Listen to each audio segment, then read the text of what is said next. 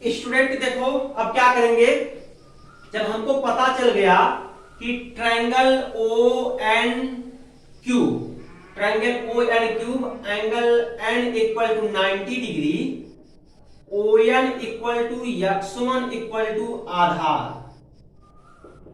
ये आधार हो गया, और student N cube equal to y1 equal to लंब, लंब, और O Q equal to R equal to कौन हो गया, कौन।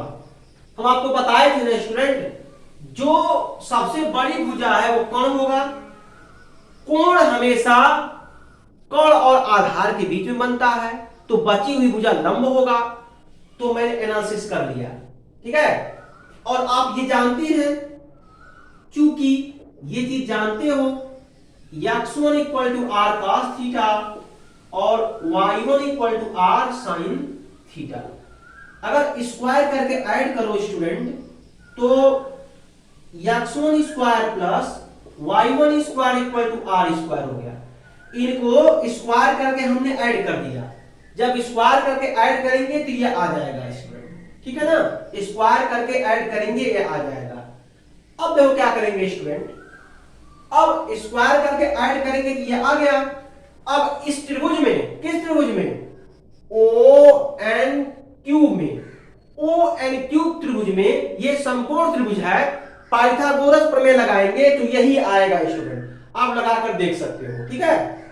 तो इसका मतलब ये हुआ स्टूडेंट, बिंदु Q का जो निर्देशांक है वो r cos थीटा हो गया और r sin थीटा हो गया, ठीक है।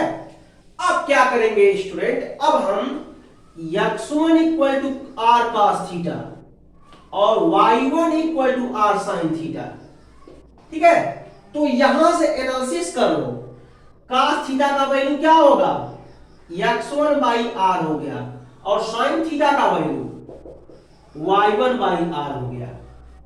अब आप देख लो, x1 को आधार बोल रहे हैं, बोल रहे हैं नहीं बोल रहे हैं, और r को कण बोल रहे हैं, तो फार्मूला क्या निकल करके आया, cos थीटा बराबर आधार बटे कण हो गया, और sin थीटा बराबर, देखो y1 को लंब बोल रहे हैं, r को कण बोल रहे हैं, तो sin थीटा बराबर लंब बटे कण, यहां से होता है, समझ में आया। तो अब जो है वही हम एनालिसिस करेंगे, अर्थात cos थीटा बराबर x1 का मतलब, देखो x1 का मतलब आधार हो गया, तो आधार हो गया, आधार बटे r का मतलब क्या हो गया, कोण हो गया, कोण। और देखो स्टूडेंट, sin थीटा का मतलब, sin theta is equal to y1, y मतलब लंब, लंब बटे, अब देखो r का मतलब कोण, कोण हो गया। अब tan थीटा का मान निकालना है स्टूडेंट, तो tan थीटा का मान निकालने के लिए क्या करेंगे, साइन में cos का भाग दे देंगे, निकल जाएगा स्टूडेंट। चलो किया जाए, अगला है स्टूडेंट, tan थीटा का मान निकालना है, क्या करेंगे, अब हम साइन थीटा बटे कॉस थीटा, साइन थीटा बटे कॉस थीटा का मान निकालेंगे, तो साइन थीटा बटे कॉस थीटा का जो मान होगा स्टूडेंट, साइन थीटा में कॉस थीटा का भाग देंगे, ये मान क्या हो जाएगा, साइन थीटा का मान y1 by R, y1 by R बटे कॉस थीटा का मान x1 बाई आर, ये देखो ये कैंसिल आउट हो गया, बचा क्या, y1 बाई x1। तो साइन थीटा बटे कॉस थीटा, मैं फार्मूला लिखवाया भी था, नोट में भी सेंड किया था, tan थीटा होता है, तो ये आपका हो गया tan थीटा बराबर y1 बाई x1, ठीक है। अब देखो स्टूडेंट, y1 को हम लंब बोलते हैं, x1 को आधार बोलते हैं, मैं सब इसके पहले लिखवाया था, अर्थात ये हो गया tan थीटा इक्वल टू लंब, लंब बटे आधार, साइन कॉस tan निकाल लिए, तीन त्रिकोणमितीय फलन निकाल लिए, अब बाकी के तीन त्रिकोणमितीय फलन निकाल लेंगे, इसके उल्टे होते हैं स्टूडेंट, साइन का उल्टा कोसेक होता है, कॉस का उल्टा सेक होता है, tan का उल्टा काट होता है, अपने आप निकल जाएगा, उसका भी मैं निकाल देता हूं, देख लो। यही सब इसमें करने हैं, कुछ और नहीं है स्टूडेंट, ठीक है। अब देखो साइन का उल्टा क्या होता है, यहां देखो साइन का उल्टा कोसेक, तो कोसेक थीटा, कोसेक थीटा। तो साइन थीटा बराबर क्या निकाले थे, लंब बटे कर्ण निकाले थे। यही देखो साइन थीटा बराबर लंब बटे कर्ण है। अब इसका उल्टा कर दो, मतलब जो हर है वो अंश में चला जाएगा और जो अंश है वो हर में चला जाएगा, अर्थात स्टूडेंट कर्ण बटे लंब हो जाएगा, ठीक है। अब कास का उल्टा सेक होता है, तो सेक थीटा यहां लिखो। अब कास का देखो क्या माना है, आधार बटे कर्ण, तो सेक थीटा बराबर कर्ण बटे आधार हो, क्या हो जाएगा, कर्ण बटे आधार हो जाएगा। तो कर्ण बटे आधार, इसी को उल्टा कर देंगे। उल्टा करने का मतलब जो हर है वो अंश में जाएगा, जो अंश है वो हर में जाएगा। तो देखो अंश हर में चला गया, देखो यहां हर में आ गया, और हर अंश में जाएगा, देखो अंश में आ गया।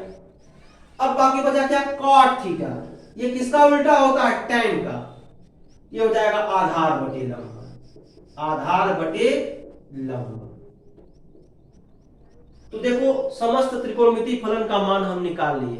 त्रिकोणमितीय फलन क्या होता है, त्रिकोणमितीय फलन sine cos tan sec cosec cot, यही त्रिकोणमितीय फलन है और इसका मान मैं यहां पर निकाल दिया, ठीक है। तो अब सिस्टमेटिक में लिख दे रहा हूं, 6 त्रिकोणमितीय फलन होते हैं, 6 का मान मैं देखो यहां अच्छे से लिख दे रहा हूं। देखो साइन थीटा लंब बटे कर्ण, लंब बटे कर्ण, कॉस थीटा आधार बटे कर्ण, आधार बटे कर्ण, और tan थीटा लंब बटे आधार। इसके सामने जस्ट इसका उल्टा कोसेक, साइन का उल्टा कोसेक, ये टर्निंग पॉइंट है, आप समझ लो। साइन थीटा का उल्टा कोसेक होता है, कोसेक थीटा, इसका जस्ट उल्टा कर्ण, कर्ण बटे लंब, और सेक थीटा कास का उल्टा सेक, कर्ण बटे आधार, कॉट थीटा आधार बटे लंब, ठीक है ना, आधार बटे लंब। ये त्रिकोणमिति, देखो इसी को हम त्रिकोणमितीय फलन बोलते हैं स्टूडेंट। ये आप हाई स्कूल में भी पढ़े होंगे, लेकिन यहां पर डिस्क्रिप्शन ज्यादा ही मिल गया आपको। इसको त्रिकोणमितीय फलन बोलते हैं, ठीक है ना। तो बस स्टूडेंट आज के लिए बस इतना ही। अगले लेक्चर में हम 60 ट्रिक बताएंगे कि इसको कैसे याद रखेंगे, ठीक है ना। बस इतना ही। Okay student, thank you.